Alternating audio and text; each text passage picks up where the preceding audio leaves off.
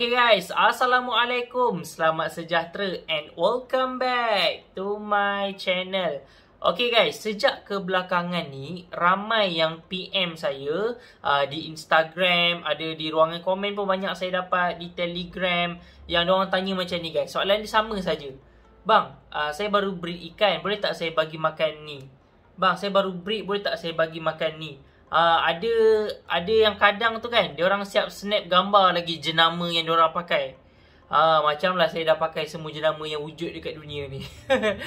So sebenarnya untuk video kali ni saya ada nak update sesuatu dekat korang. And pada masa yang sama kita nak sharing sikit lah dari segi pemakanan fry. Okay guys, so pemakanan fry. Jadi fry ni anak-anak ikan lah yang baru kita breedkan. Jadi pemakanan dia adalah makanan-makanan yang halus. Jadinya mungkin ramai yang dah cuba macam-macam guys. Macam saya sendiri pun, pengalaman saya breed masa 2010 dulu, saya bagi micro worm. Saya beli micro worm dalam Tupperware dekat kedai ikan, harga dia RM5. Sekarang saya dah tak nampak dah. Bau dia memang lain macam sikit lah. Korang boleh search lah micro worm. Jadi microworm tu pun adalah sejenis makanan untuk fry. Jadi selain tu, untuk masa sekarang ni kita dah ada macam-macam jenis lah. Ada instant BBS, BBS small row lah, BBS big row yang perlu kita tetaskan. Lepas tu macam sebelum ni pun saya ada ajar dekat semua menggunakan kuning telur. Video yang saya kena kecam agak teruk juga. Pasalnya kata saya ajar benda bukan-bukan. Sebenarnya bukan benda bukan-bukan guys. Tapi tu ilmu yang sebenarnya saya perlu sharekan kepada korang. Tu ilmu sama ada benda tu berbaloi ke tak berbaloi, itu adalah ilmu yang korang boleh cuba, yang korang boleh ambil tahu. Jadi selain daripada tu, boleh bagi kutu air kutu air macam kutu air Moina. Jadinya untuk video kali ni kita nak bincangkan sikit lah dari segi pemakanan tu. Ramai yang tanya, bang kenapa saya breed lambat besar macam tu kan.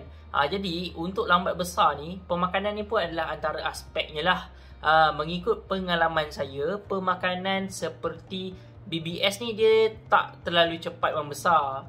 Dia tak terlalu cepat membesar. Yang terbaik sekali adalah kutu air Moina. Yang perasan lah, saya perasan sepanjang saya breed, kalau kita bagi kutu air Moina memang dia agak cepat membesar. Lepas tu yang paling lambat sebenarnya makanan-makanan instant lah, macam makanan yang serbuk halus ke apa kan. Jadi makanan macam tu agak lambat. Lepas tu kuning telur yang saya pernah bagi dulu pun dia sebenarnya agak lambat. Kiranya BBS yang korang tetaskan tu kira tengah-tengah lah. Yang terbaik sekali adalah kutu air guys. Jadi korang boleh check balik lah macam mana kan pemakanan. Sebenarnya tak rugi pun guys kalau korang beli set BBS tu. Sebab ramai yang subscribe channel saya ni kan tak nak pakai BBS. Kata leceh lah bang, mahal lah bang. Tapi kita nak hasil yang terbaik. Kalau korang nak hasil yang terbaik, kenalah spend duit sikit, kenalah ada usaha sikit. Tapi kalau kita bagi yang serbuk-serbuk je, nanti sizing pun tak terlalu orang kata puas hati. Lepas tu masa dia jadi semakin panjang. Apa kata kita spend sikit untuk dapatkan hasil yang terbaik, hasil yang agak cepat sikit result dia. Jadi sebenarnya tak ada masalah pun. Korang kena spend sikit duit. Alah set BBS, kalau beli 10 gram BBS pun dah cukup dah untuk satu spawn, untuk breeder kecil-kecilan kan. Apa salahnya macam tu. So untuk video kali ni, selain kita nak bincangkan dari segi pemakanan fry, saya nak cakap sesuatu mengenai update lah. Jadinya pada minggu lepas saya ada tunjukkan dekat korang size fry saya. Dah umur 1 bulan pun lambat besar sebab saya bagi direct BBS. Dah lah BBS tapis pun tak cantik kan. Jadinya 1 minggu kemudian, iaitu pada hari ini, saya nak tunjuk kat korang macam mana perubahan size fry saya guys. So tunggu apa lagi, saya nak tunjukkan kat korang. Kita throwback balik video yang lepas, 1 minggu yang lepas. Kita throwback sikit macam mana keadaan fry kita. So jom kita tengok. Okay guys, jadi ini adalah keratan video pada minggu lepas jadinya saya baru saja tukar air diorang dan saya bagi makan kutu beku. Jadinya bila saya perhatikan 3 spawn ni, ini adalah yang paling besar. Ini adalah spawn HMPK Red Dragon milik adik saya. Induk tu dia punya ikan dia. So inilah dia mak dia kecil guys, tapi anak dia boleh tahan. So yang kedua kita ada HMPK Candy. Yang ni saiz dia agak kecil, kecil sangat. Dan yang ketiga kita ada Hellboy Fancy. Saiz yang ni pun biasa-biasa sahaja. Okay guys, macam mana? Ingat lagi tak video tu? Kepada yang belum tengok, korang boleh tengok lah. Saya pindahkan fry, okay? Jadinya untuk video kali ni, jom kita tengok selepas 1 minggu, saya stop, saya berhenti bagi makan BBS dan saya mula bagi secara konsisten setiap hari saya bagi kutu beku. Nak tahu macam mana saiz dia? Jom kita tengok. Guys, selepas seminggu ada 3 spawn kat sini. 1, 2, 3. Yang ujung tu gapi. Yang dekat sini yang umur 2 bulan tu Saya perasan ramai juga yang komen kata, bang macam banyak patah pinggang ke? Ya. Hari tu kan saya pakai BBS sepenuhnya kan. Tengok kebanyakannya berenang agak tak cantik lah. Ni lah umur 2 bulan tu. Nampak? Agak kurang cantik. So kita nak update sebenarnya 3 spawn ni guys 3 spawn ni. So jom kita mulakan yang pertama. Korang tengok ni yang Red Dragon yang adik saya punya tu. Nampak putih dia dah naik guys. 1 minggu bagi makan kutu beku dah tak bagi BBS dah. Sizing pun banyak penambahan. Korang tengok sendiri. Saya panggil-panggil. Nampak 1 minggu saya bagi kutu beku direct straight tak tukar-tukar makanan yang lain. Nampak saiz memang kau-kau berubah daripada yang sebelum ni. So next sebelah ni kita ada, rasa saya ni Candy ni Candy. Candy ni dia punya saiz tak sekata guys. Korang tengok ada yang besar, ada yang halus-halus kat bawah tu. Maybe sebab dia terlalu ramai, terlalu banyak. Tapi macam dah tak banyak sangat je. Korang tengok ni, berapa halus. Kecil gila. Oi.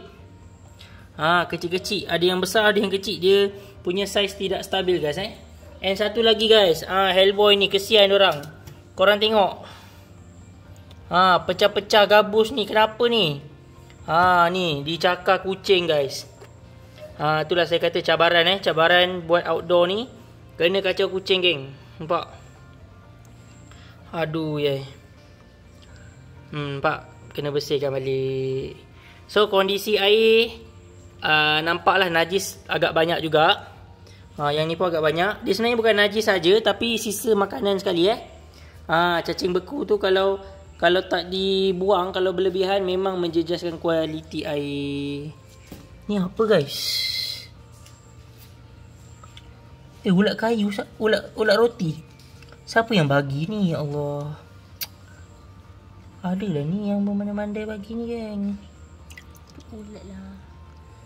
Ulat semut kapak.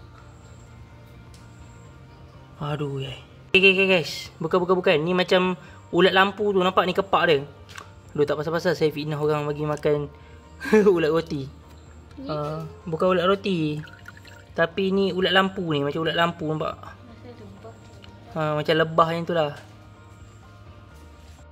Nampak perubahan dia. Alhamdulillah saya agak berpuas hatilah untuk tempoh 1 minggu. Dan saya hanya bagi makan sehari sekali je guys. Sehari sekali saja saya kepakkan, saya bagi sehari sekali. Dan bagi saya pembesaran dia okey lah jika dibandingkan dengan pemakanan BBS tu. Jadi saya bagi BBS lama ni dia lebih lambat jika dibandingkan dengan kutu beku.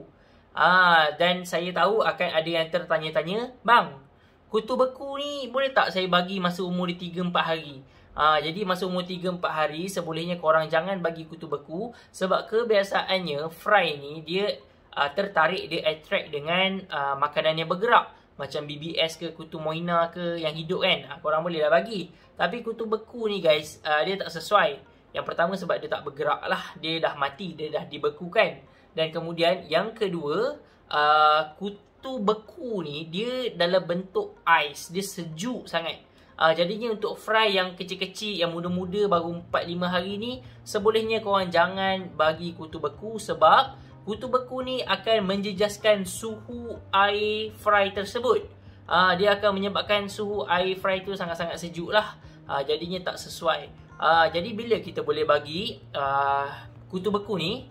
Jadi sebaiknya kutu beku ni kita boleh bagi dalam usia 2 minggu lebih.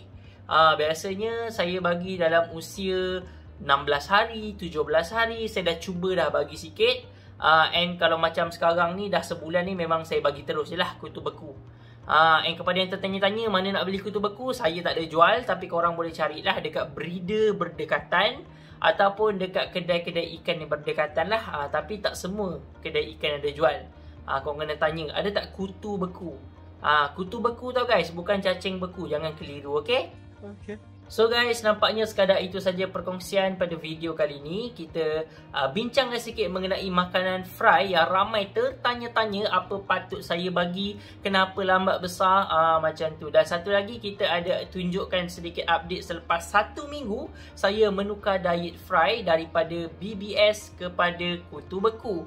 Jadi macam mana guys, korang rasa kutu beku ni membantu tak, memudahkan tak kita sebagai breeder untuk membesarkan fry? Tapi ingat guys, sentiasa cuba bagi yang terbaik untuk fry kita. Kalau korang boleh dapat bekalan kutu air, itu lagi cantik guys. Biasanya dah lebih 2 minggu ni korang dah boleh dah dapatkan kutu Daphnia magna. Fry pun dah boleh makan kutu Daphnia magna, supaya diorang ni lagi cepat besar sebenarnya kalau dapat yang hidup ni kan. Boleh lagi berjoget-joget, suka lah diorang. Okay guys, so don't forget to like, share and subscribe my channel. InsyaAllah kita jumpa pada video akan datang dengan konten menarik, perkongsian yang bermanfaat hanya di channel Luqman Jazid. Assalamualaikum, bye, see you next video. Yang tengok video saya sampai habis, saya ada satu pantun untuk korang. Cuaca panas, minum selasih. Korang, terima kasih. Jumpa lagi pada video akan datang. Assalamualaikum.